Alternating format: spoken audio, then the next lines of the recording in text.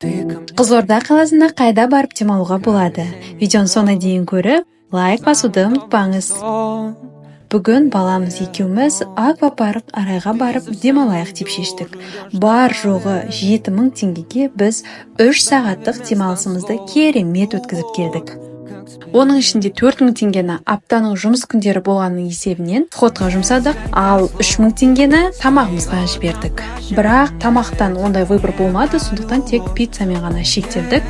Ал бассейндегі су, хлордың мөлшері ондай қатты болмады, бірақ келесі жолы міндетті түрде су очкиін тағып бару керек екен. Бассейндер таза болды, су таза болды, бізге өте ұнады. 3 сағат 3 минуттай зырғып өте шықты.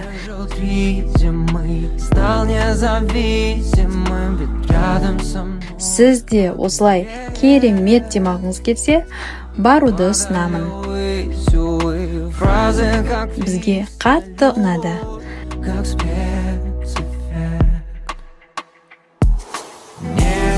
Слов споет на прощание ветер, не про любовь.